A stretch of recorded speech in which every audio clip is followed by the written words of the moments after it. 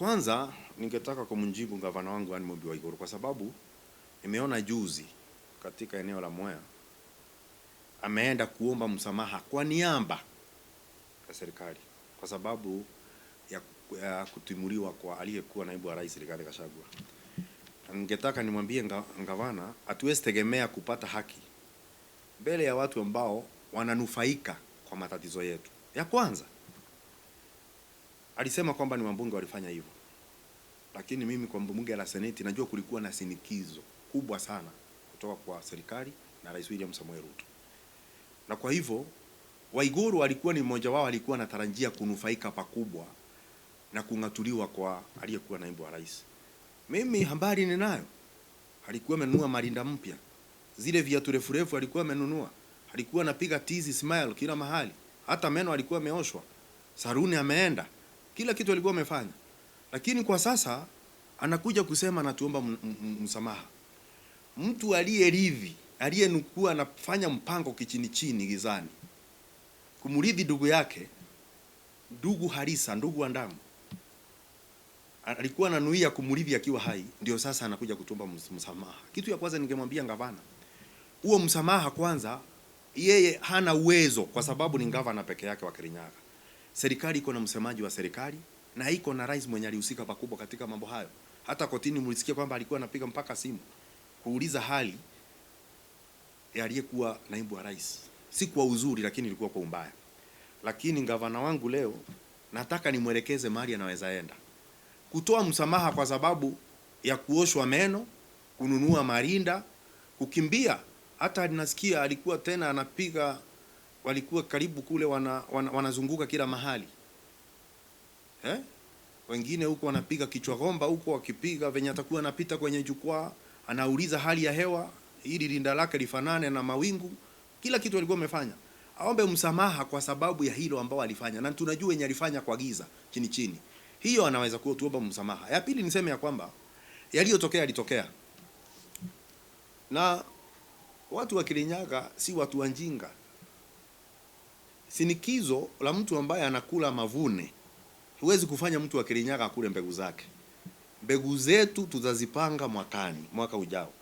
Na kwa hivyo ningetaka kuambia gavana anamaliza kuni akichemsha mawe. Haya hivi. Watu wa Kirinyaga washafika mahali wamefika. Kama ni kupewa maelekezo, atapewa maelekezo na watu ambao wanaongoza vilivyo. Na watu ambao wanasikia kilio chao. Sio mtu ambaye amekuja kunufaika tu. Na nataka kumwambia gavana, uwezi lia na mwewe na wewe ni kunguru.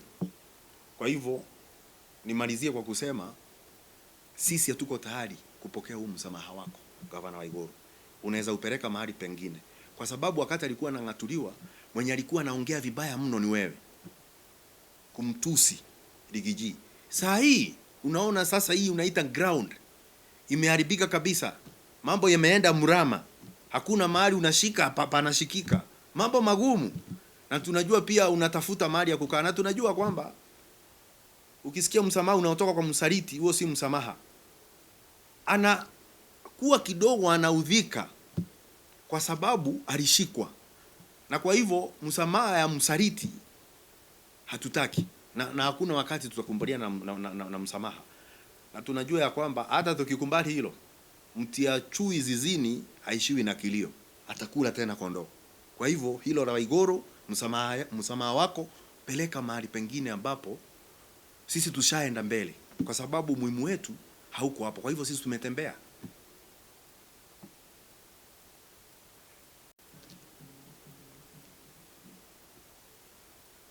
Na niulize gavana, unatoa nguvu wapi ya kuja kujaribu kutuuzia misamaha yako? Wakati mchele ambao tunalima upande wa Mwea, bado huko kwa maghala, tumeletewa mchele kutoka nje. Bei imeteremka kutoka shilingi 85 mpaka shilingi 60. Unatoa nguvu wapi wakati maghala yetu imejaa mchele ambao wanje nunuliwa na serikali na walituhaidi kwamba atakuja kubeba ule mchele? Unatoa nguvu wapi wakati barabara za wakulima mchele hazipitiki kuliko uzifanye? Unatoa nguvu wapi wakati hospitali zetu zote zimekaa ni kama magofu, dawa hamna, madaktari wanalia kila uchao? Unatoa nguvu wapi? Unatoa nguvu wapi wakati walimu wa shule za chekechea na watoto wanasomea kwenye magofu yasiyo dhamani? Ni kama wazazi walikosea kuzaa. Unatoa nguvu wapi ya kuja kutuomba msamaha wakati baada ya miaka 8 sisi peke yetu ndio hatuna mfumo wote wa kulisha watoto wa chekechea?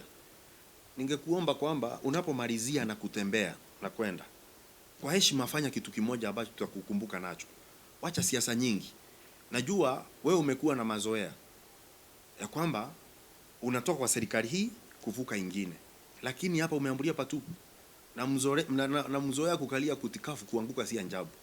Siku yako imefika, na kwa hivyo ningekuomba malizia kwa kufanya kazi nao mfano wananchi wa Kirinyaga. Hii ingine ya siasa achana nao. Tushakupatia miaka 8, funga virago zako, uondoke taratibu na upange ni nini utaacha kukumbukwa nalo katika kaunti ya Kirinyaga.